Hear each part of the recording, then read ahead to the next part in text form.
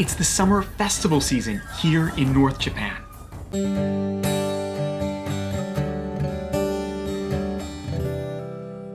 And today I'm going to talk about the summer festivals here in Iwate, Akita, and Aomori prefectures. There are 3 large festivals all held at about the same time, the first week of August. So the 3 festivals in these prefectures are the Sansa Odori, the Sansa dance here in Morioka, Kanto, sort of a pole lantern festival in Akita City, and Nebuta in Aomori.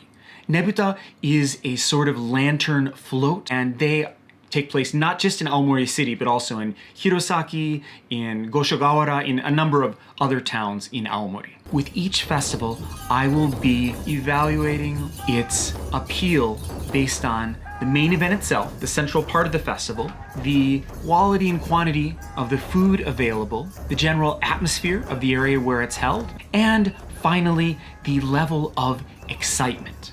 If it's a really relaxed, chill festival, or if it's something where it's like just crazy, because some of them are. So I will be mentioning those factors for each of these festivals now.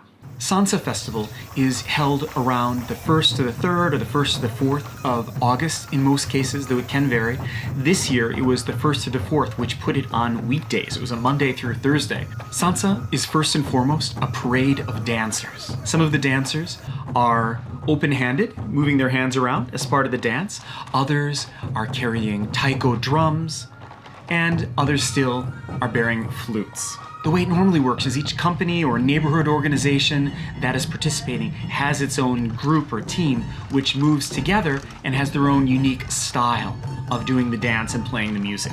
I believe it also holds the Guinness Book of World Records for the parade with the most taiko drums. The Sansa Festival goes back hundreds of years, 350 or 400 years at least, but the current modern form, where all of the groups parade down the central street in downtown Morioka together, just dates back to 1978. Before 1978, each local neighborhood would be having a separate Sansa dance in that area, and it was only brought together a little over 40 years ago. The story that most people are told about the history of the origin of the Sansa Festival is about a giant demon that was terrifying the region here, eating people, knocking down houses, and doing other horrible demonic things. The local people prayed to the Mitsuishi Shrine, or rather the god of the Mitsuishi Shrine. Mitsuishi means 3 rocks, and so this god of the 3 rocks then bound the demon and forced it to swear that it would cease its devouring and destroying. And in order to seal that promise, the demon pressed its hand into the rock, and for the longest time you could still see that handprint at that shrine here in Morioka as the promise of that demon and the symbol of its subjugation. Now if you go to that shrine, to be honest, it's kind of hard to really make out a hand shape. There's kind of an imprintation, but I think too many people rubbed the rock for luck or something, and it's kind of worn down now. But at any rate, you can visit the shrine where the god who captured the demon resides. And so the dance itself has people celebrating their freedom from the reign of terror of this demon, and they're celebrating and, saying happy things. That's the general theory. However, I've heard from other elderly locals that it's actually more likely a local evolution of the Obon dance, which is a dance that's done during the traditional season when the dead are said to return to their homes, they're celebrated, and then after a few days are sent back to the other world. And there's a traditional dance called the Bon Odori, or the Bon Obon dance, that people do in that season. And it's true, Sansa does have a lot in common with that, and so it could have been a local evolution from that. But because it develops simultaneously in all kinds of different neighborhoods, there might not be one origin. Like a lot of festivals, there's a lot of ideas about it. Those are the 2 that I've heard. Sansa is held on the main street in the downtown area of Morioka. That street is maybe not the most picturesque or beautiful street, but right next to the starting point is a system of old alleys that are right in front of the old site of Morioka Castle. And those are really atmospheric. And there's a nice shrine that always is decorated and lit up nicely during festivals. So I would say the general overall atmosphere of Sansa is excellent. In terms of the main event itself, with the dancing, drumming, and flute playing, a lot of people really love it and say it's their favorite out of all of the summer festivals up here in North Japan.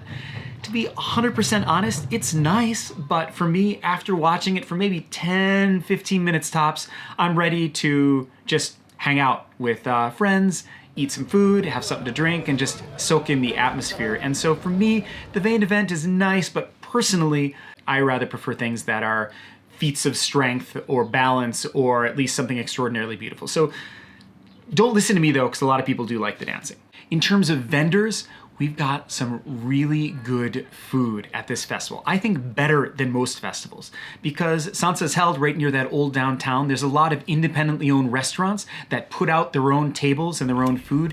And so you can get a lot of real, actual good quality cuisine, not the sort of meh, lowest common denominator, meat on a stick or deep fried food that you find at a lot of festivals. There is good food. And also at least 2 different varieties of local craft beer are available on tap right near where the festival is held, plus all the normal brands as well. And so for that reason, I give Sansa top class in terms of the food and drink available outside during the festival. For excitement, I'm gonna have to say it's not an exciting festival. It's fun, it's atmospheric, it's beautiful, but it's not exciting. Next, Kanto, the Pole Lantern Festival held in Akita. First, let me say this was only my second time seeing this festival this year. During Kanto, people take these huge pole lantern things, lift them up, and then through a cooperation of handing off to 2 people, put them on these sort of extenders to lift them up still yet higher. And then, after they get the hang of balancing them while holding them with 2 hands, they get into doing these crazy feats of strength and balance, like holding the entire thing in the palm of their hand, on their forehead, on their shoulder, on their butt even, for some reason.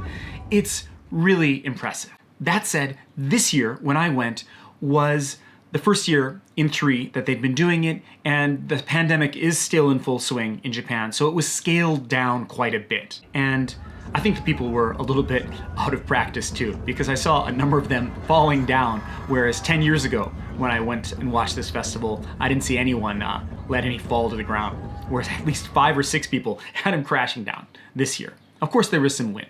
Still, it was fantastic and a lot of fun to see it this year. I'm not sure about the origin of Kanto. What most people will tell you is that it's a festival that prays for a good harvest and also good health of everyone, mostly the participants. Now to evaluate it based on my criteria. So in terms of the atmosphere of the area where it's held, it could be better. Now, with all of these festivals, there are generally seating areas where people who've paid in advance can have reserved seats and get a good view without having to fight for a view or stand there for 2 hours in advance to get a good spot. When I went there this year, I was just struck how, compared to at least where it is in Morioka, the atmosphere was not as nice. But once it gets dark, it doesn't matter. All you see are these amazing performers dancing, so it's not that bad. But still, if I have to rate the atmosphere, I'd say, could be better. In terms of the main event, I think this is fantastic. Basically, the performers, there'll be a number of them that'll perform in one location for 15 or 20 minutes, and then they'll all shift, and so you'll see another group of performers. So it's not really a parade in terms of a constantly moving group, but more a rotating set of performances. The main performance is really exciting and fun, and sometimes the lanterns come crashing down on you. And so the main performance, I think, is one of the best, maybe my favorite among these summer festivals here in Tohoku. In terms of the vendors, it seemed fine. They had some good local food that wasn't just the generic bog standard festival food that you find at every little festival, but I didn't see any local craft beer. Again, I'm not local to the area and I only have this year to think of, so I might have missed some, but I didn't see anything that great on the vendors. So I'd say, above average maybe for vendors. Finally, for excitement, I would say yes, this is an exciting festival. As I said before, there literally might drop these huge pole things, and they do drop them, and you have to be ready to jump back because they do fall into the audience sometimes. It's exciting, definitely. And finally, Nebuta. This year, I didn't go to the Nebuta festival in Aomori City, but rather the Tachi Nebuta festival in a town called Goshogawara in Aomori Prefecture, but just a little bit to the northwest of Aomori City. There are a number of similar festivals that all involve these gorgeous lantern floats that are called alternatively Nebuta or Neputa, so it's a difference in a B or a P sound there. The one that I went to see in Goshogawara has tall ones, so they're called tachi. Tachi is standing, so it's tachi nebuta, and they're as high as, I believe, 5 stories tall. These huge towering floats that they parade down the streets during this festival. This was my first time going to Tachi Nebuta. I have been to Nebuta in Aomori before, but never before to this tall one. And it was great. It was a smaller town, so it wasn't as crowded. Because of the pandemic, they did use less floats than usual, and there were, I believe, less dancers than usual, so it was a little bit lower key than it often is, I'm told, but it was still quite beautiful. Nebuta festivals are said to be for the purposes of keeping people awake or getting rid of sleepiness, and that's kind of a funny reason for a festival, but hey, whatever excuse you need, I'm all in favor. You can get some of the most amazing photos probably from Nebuta festivals because they're just so beautiful. These handmade paper lit lanterns that they parade around are really something. They're gorgeous. And some of the festivals also have dancing and some instruments being played in front of and behind the floats. To evaluate this one according to the standards that I laid out, the main event itself of the floats, they're stunningly beautiful. They're worth seeing, absolutely. And seeing them in photos is one thing, but actually being there and seeing them in the night towering above you is really just great. For the vendors, Goshogawara is a smaller town, and so there wasn't that much food, so I'll just say okay in terms of the vendors and beer. I mean, it's there, it's fine, but nothing to write home about.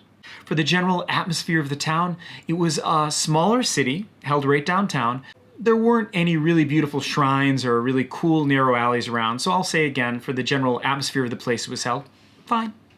Now, in terms of the level of excitement, this one too is not what I would classify as an exciting festival, just maybe majestic. So those are the 3 summer festivals, the 3 biggest festivals here in Tohoku. The next set of festivals are coming around August 16th at the end of Obon, the sort of day or week of the dead, and there are festivals set around sending the dead back to the realm of the dead where they belong. One of them I made a video of in 2019, and that is Funeko Nagashi here in Morioka. I'll put a link to that in the description. I'm not going to be going to that festival this year because instead I'm going to be driving to Akita to see a crazy fighting festival there in the city of Yokote. And I intend to film that for you, so that I will show you in a later video. Okay, I've been talking way too much. I hope though that this has inspired you to come during the summer and check out some of these amazing summer festivals here in North Japan. Thank you so much for watching, and I'll see you on the trails.